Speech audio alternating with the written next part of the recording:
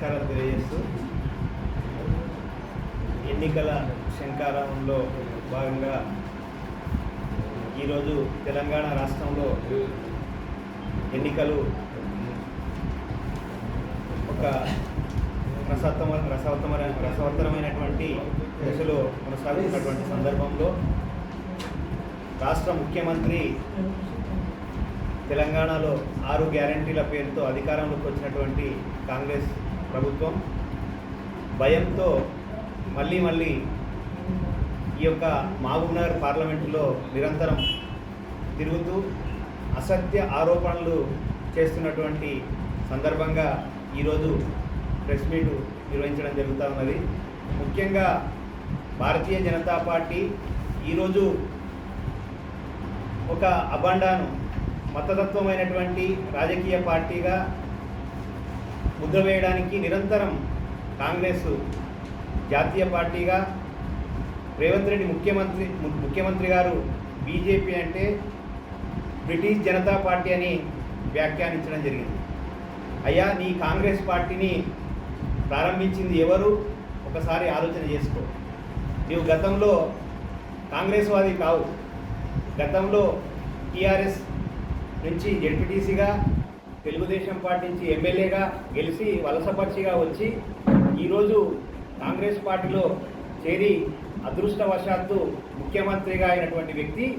నీవు ప్రపంచంలోనే అత్యధిక సభ్యత్వం ఉన్నటువంటి 20 లక్షల సభ్యత్వం ఉన్నటువంటి ఏకైక 20 కోట్ల సభ్యత్వం ఉన్నటువంటి భారత హక్కులు మాట్లాడుతూ ఉన్నాం. నిజంగా అభివృద్ధి మంత్రం ఒకవైపు, గ్యారంటీల పేరుతో మోసం చేసే ప్రభుత్వం ఒకవైపు. అభివృద్ధి అంటేనే ఇది నివేదిక, ప్రపంచ నివేదిక ఇచ్చినటువంటి ఈ భారతదేశంలో 25 కోట్ల మంది బిలో పవర్టీ నుంచి, బీదరికం నుంచి బయటపడ్డటువంటి దేశంగా ఈరోజు ప్రపంచంలోనే పేరెన్నికగా ఉన్నటువంటి దేశంగా భారతదేశం వెలుగొందుతూ ఉన్నది. మరి ఇది అభివృద్ధి లేకపోతే గతంలో 2014 కంటే ముందు నీ యొక్క యూపీఏ ప్రభుత్వంలో చిదంబరం గారు కితాబు ఇవ్వడం జరిగింది.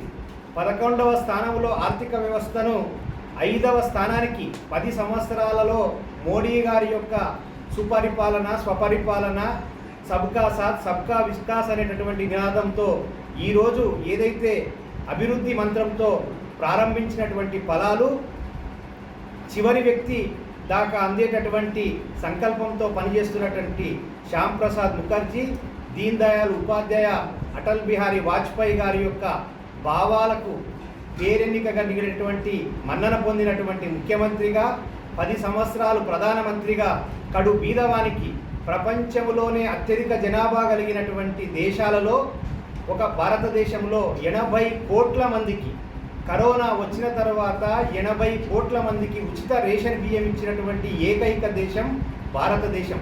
ఇది అభివృద్ధి లేకపోతే తిరోగమనం? ఒకసారి ఆలోచన చేయాలి ముఖ్యమంత్రి గారు.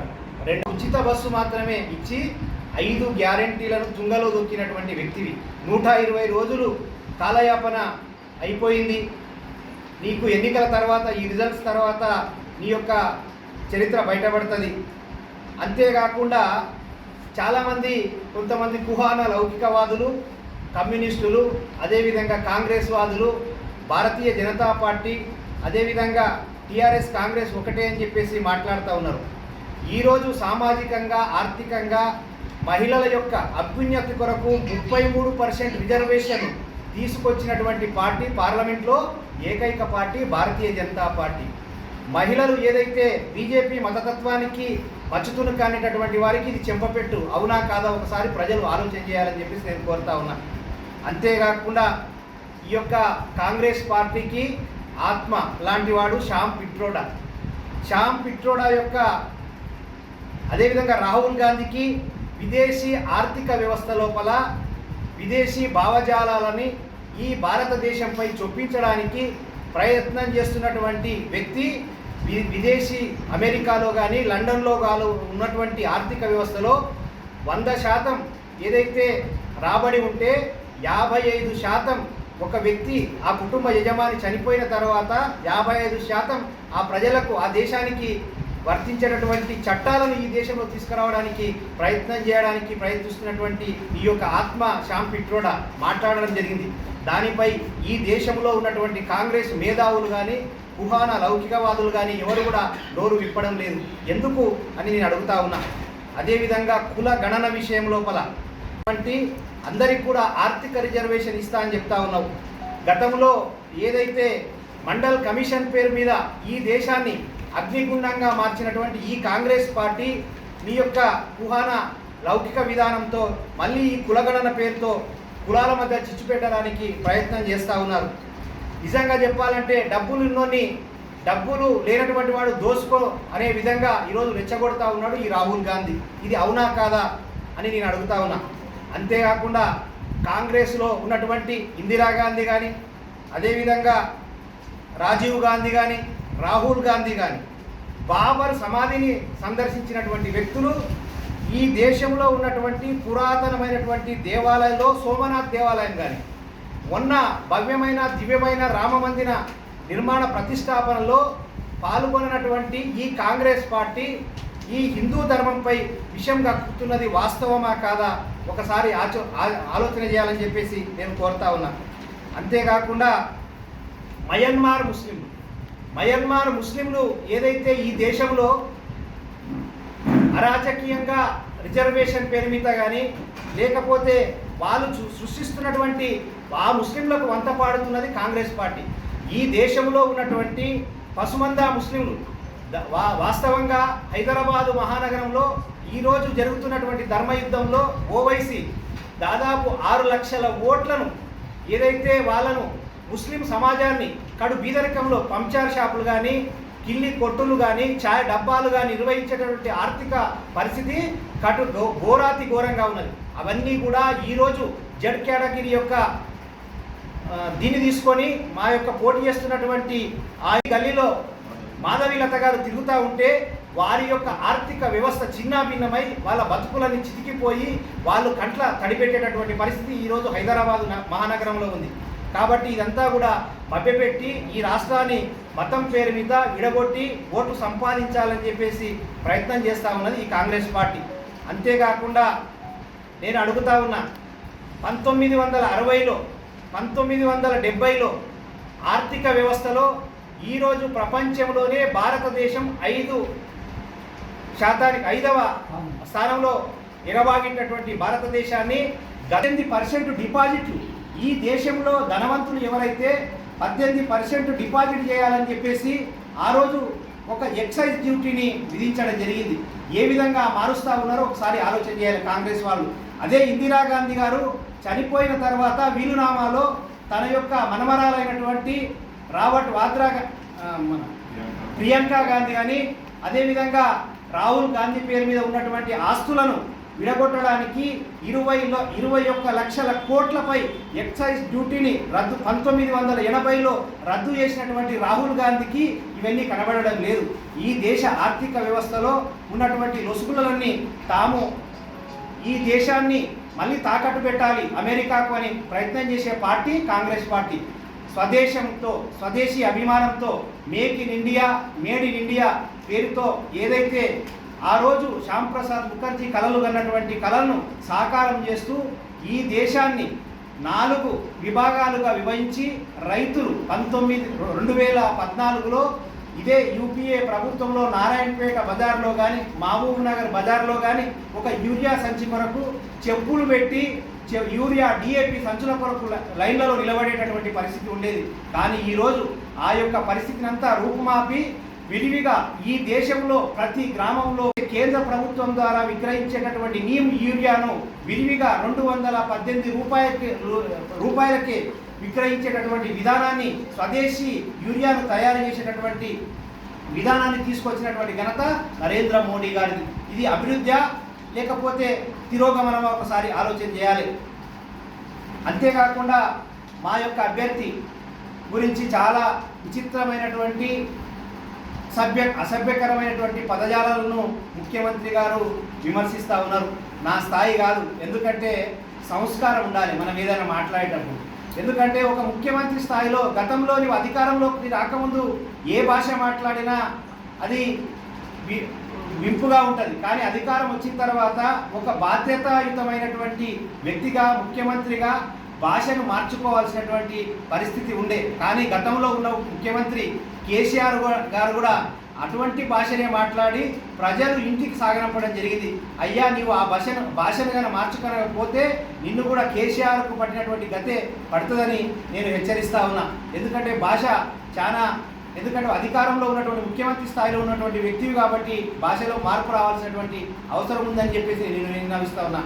మా యొక్క అభ్యర్థి ముఖ్యంగా నారాయణపేట, మక్తల్, షాద్నగర్, కొడంగల్, దేవరకద్ర మున్సిపాలిటీల అభివృద్ధి కొరకు కృషి చేయడం జరుగుతూ ఉంది. ఒకవేళ ఈ యొక్క పార్లమెంటు అభ్యర్థిగా డీకే అరుణ గారు గెలిచినట్లయితే ముఖ్యంగా వికారాబాద్ కృష్ణ రైల్వే స్టేషన్ యొక్క ఏదైతే సర్వే రైల్వే లైన్ను వెంటనే అత్యధిక నిధులు కేటాయించి ఈ రైల్వే లైన్ పూర్తి చేయటకు ఆమె పూర్తి సహకారాన్ని అందించడానికి ఒక మేనిఫెస్టోను కూడా ఆమె విడుదల చేయడం జరిగింది. పేటలో తయారు చేనేత చీరలకు అదేవిధంగా ఈరోజు పెయింటెడ్ హక్కు ఉంది.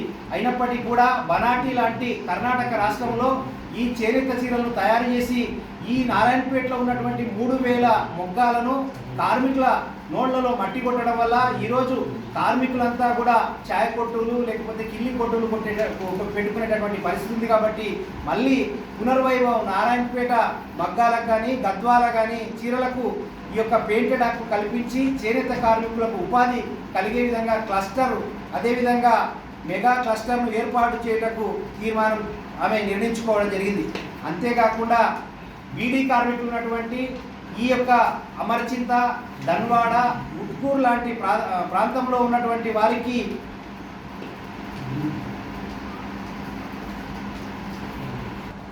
ఈఎస్ఐ ఆసుపత్రి నెలకొల్ప కొరకు ఒక కేంద్ర ప్రభుత్వంతో వెంటనే పార్లమెంటు అభ్యర్థిగా ఎన్నికైన వెంటనే ఈఎస్ఐ హాస్పిటల్ నెలకొల్పుటకు వారి యొక్క హక్కులను రక్షించే విధంగా వాళ్ళు ప్రయత్నం చేస్తామని చెప్పేసి కూడా ప్రయత్నం చేయడం జరుగుతూ ఉన్నది. అంతేకాకుండా నేను ముఖ్యంగా ఏదైతే ఈ దేశంలో ఉన్నటువంటి అభివృద్ధి విషయంలో మా యొక్క పార్లమెంటు అభ్యర్థి అరుణ గారి విషయంలో 3 సార్లు ఎమ్మెల్యేగా అదేవిధంగా మంత్రిగా పనిచేసి పార్టీలకు అతీతంగా వారు అన్ని పార్టీల వారికి ఎవరు పోయినా తనకు చేతనైనటువంటి సహాయ సహకారాలను అందించి పనిచేసినటువంటి వ్యక్తిగా గుర్తింపు ఉన్నటువంటి వ్యక్తి. ఈ 3 అభ్యర్థులు ఎవరైతే ఇప్పుడు పోటీలో ఉన్నటువంటి వ్యక్తులు ఎవరైతే ఉన్నారో బీఆర్ఎస్ అభ్యర్థి గత 5 సంవత్సరాలుగా ఎంపీ గెలిచిన తర్వాత ఏ రోజు కూడా ఈ యొక్క పార్లమెంటు నియోజకవర్గంలో ఏనాడు పర్యటించి ప్రజా సమస్యలమై అడిగినటువంటి వ్యక్తి కాదు, ప్రజా సమస్యలు తెలుసుకున్నటువంటి వ్యక్తి కూడా కాదు. అదేవిధంగా ఈరోజు వంశీచందర్ రెడ్డి విషయానికి వస్తే గతంలో కల్వకుర్తిలో ఎమ్మెల్యేగా గెలిచి నామమాత్రంగా పనిచేసిండు తప్ప ఆయన ఎప్పుడు కూడా ప్రజా సమస్యలపై పనిచేసినటువంటి దాఖలాలు లేవు. అదేవిధంగా రాజకీయ కుటుంబం కూడా అరుణ గారిది గతంలో గద్వాలలో కానీ ఈ విధంగా ధనవాడ నుంచి పుట్టినింటి నుంచి కూడా రాజకీయ అనుభవం ఉన్నటువంటి వ్యక్తి కాబట్టి మంత్రిగా పనిచేసినటువంటి అనుభవం వారికి పూర్తి ఉంది. కాబట్టి దయచేసి ఈ పార్లమెంటు మావునార్ పార్లమెంటు ఉమ్మడి పార్లమెంటు జిల్లాలో ఉన్నటువంటి నారాయణపేట, మక్తల్, ముఖ్యంగా నారాయణపేట, మక్తలు, కొడంగల్లో మీ ప్రచారానికి వెళ్ళినప్పుడు తాండాల్లో ఉన్నటువంటి వ్యక్తులు కూడా బావాజీ జాతరకు ఆటోల్లో వస్తున్నటువంటి ఎస్టీ మహిళలు ఈరోజు స్వచ్ఛందంగా వాళ్ళు ఆటోలు ఆపి మేము మోడీ గారికి ఓటేస్తాం. ఎందుకంటే గిరిజన యూనివర్సిటీ కొరకు కూడా డబ్బులు ఇచ్చినటువంటి పార్టీ భారతీయ జనతా పార్టీ.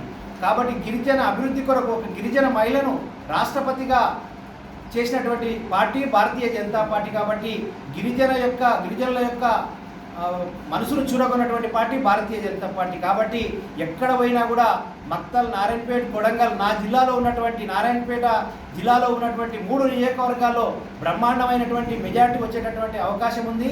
కాబట్టి మిత్రులతో, పత్రికా మిత్రులతో, ఎలక్ట్రానిక్ మీడియా, ప్రింట్ మీడియా వారితో నేను కోరేది ఒకటే, సబ్కా సాత్ సబ్కా వికాస్ అనేటటువంటి మంత్రంతో మాత్రమే మోడీ గారు పనిచేస్తున్నారు.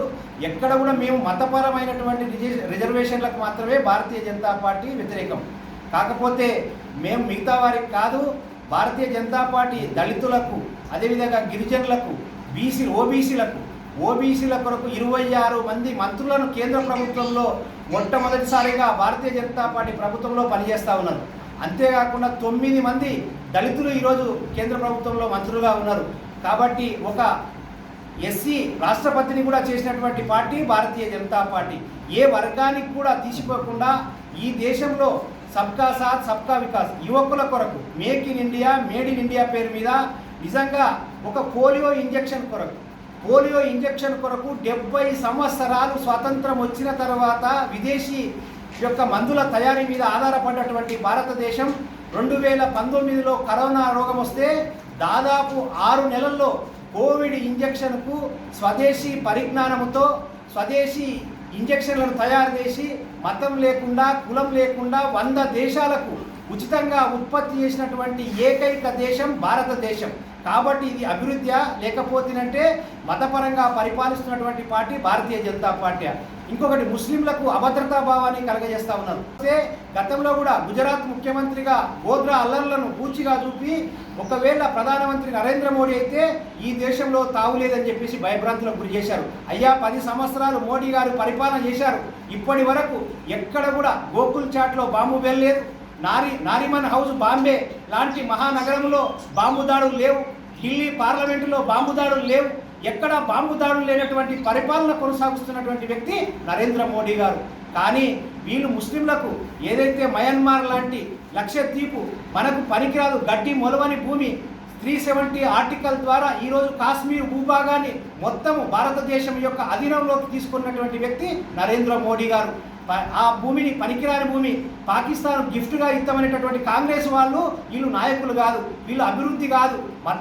మతం పేరు మీద స్వతంత్రం రాకముందు స్వతంత్రం వచ్చిన తర్వాత నిరంతరం హిందువులు ముస్లింలు లేకపోతే మైనార్టీలు మెజార్టీల పేరు మీద భేదభావాలు ఉసిగొలిపి ఓట్లను కొల్లగొట్టుకొని ఈ రాజ్యాధికారాన్ని సంపాదించేటటువంటి వ్యక్తులు ఈ కాంగ్రెస్ వాదులు. కానీ ఏదైతే భారతీయ జనతా పార్టీ మూల సిద్ధాంతం ఉందో ఈ దేశాన్ని పరమ వైభవ స్థితికి తీసుకొని పోవాలి. ప్రపంచంలో ఉన్నటువంటి ఏకైక దేశం 200 దేశాలలో ఏకైక దేశం హిందూ దేశం. ఈ హిందూ దేశాన్ని పరమ వైభవ స్థితికి తీసుకుపోవాలనేటటువంటి మూల సిద్ధాంతం ఏదైతుందో దాని లక్ష్యంగా మాత్రమే మోడీ గారు పనిచేస్తూ ఉన్నారు. ఒకవేళ మేము రేపు వచ్చేటటువంటి ఎన్నికల్లో ఒకవేళ మేము బ్రహ్మాండమైనటువంటి 400 పై చిలుకు సీట్లను తప్పకుండా సాధించినట్లయితే ఈ దేశాన్ని హిందూ దేశంగా మారుస్తామనేటటువంటి వాదం కరెక్టు. ఇది హిందువుల దేశం, ప్రపంచంలోనే ఏకైక దేశం హిందూ దేశం. హిందూ దేశం అంటే ఈ కాంగ్రెస్ వాళ్ళకి ఎందుకంత ఉలుకు, ఎందుకంత భయం? ఎందుకంటే ఈరోజు అమెరికా ఉంది, క్రిస్టియన్స్ ఎక్కడ ఉన్నారు. అదేవిధంగా న్యూజిలాండ్ ఉంది, అక్కడ క్రిస్టియన్స్ ఉన్నారు. జపాన్ ఉంది, జర్మనీ ఉంది. ఈ దేశంలో ఉన్నటువంటి వాళ్ళంతా కూడా హిందువులు ఒకవైపు ముస్లింలు ఒకవైపు వాళ్ళ రాజ్యాధికారం కొరకు కొట్లాడేటప్పుడు మెజారిటీ 100 పై చిలుకు కోట్ల ప్రజలు జీవిస్తున్నటువంటి ఈ భారతదేశం హిందూ దేశంగా మారుస్తే తప్పు ఏందుంది అని చెప్పేసి పనిచేస్తున్నటువంటి party Bharatiya Janata party. Agenda ఒకటే, సబ్కా సాత్ సబ్కా వికాస్. ఈ ప్రపంచంలోనే ఈ దేశాన్ని హిందూ దేశంగా పరమ వైభవ స్థితిలో నిలబెట్టాలనేటువంటి లక్ష్యంతో మాత్రమే మా యొక్క మోడీ గారు పనిచేస్తారు. కాబట్టి వారికి ఈ 400 సీట్లలో ఈ యొక్క పాలమూరు యొక్క అభ్యర్థిగా నరేంద్ర మోడీ యొక్క మంత్రివర్గంలో కూడా అరుణక్క గారిని ఒక మంత్రిగా ఒకవేళ గెలిచినట్లయితే మహిళా మంత్రిగా వచ్చినట్లయితే మొత్తం ఈ పార్లమెంట్ అభివృద్ధి జరిగేటటువంటి అవకాశం ఉంటుంది. ఎందుకంటే ఈ పార్లమెంట్ పూర్తి అవగాహన ఉన్నటువంటి వ్యక్తి కాబట్టి దయచేసి ఈ పార్లమెంట్లో ఉన్నటువంటి ప్రతి ఓటర్ తోటి నన్ను సవినయంగా చేతులెత్తి నమస్కరిస్తూ నేను వాళ్ళని వేరుకుంటా ఉన్నాను. 13 తారీఖు ఏదైతే మే 13 తారీఖు జరిగేటటువంటి పోలింగ్లో అత్యధికమైనటువంటి మెజార్టీతో మక్తల్ యొక్క ఆడబిడ్డ అదేవిధంగా కాబట్టి మన యొక్క ధనవాడ ఆడపడిచైనటువంటి అరుణక్క గారిని మన యొక్క బాధ్యతగా మన జిల్లాలో ఉన్నటువంటి నారాయణపేట జిల్లాలో ఉన్నటువంటి 3 తాలూకాల్లో బ్రహ్మాండమైనటువంటి మెజార్టీ ఇవ్వాలని చెప్పి ప్రతి ఓటరు మాషేని వినయపూర్వకంగా నమస్కరిస్తూ నేను కోరుతా ఉన్నాను. జై హింద్, జై భారత్. Like, share, subscribe.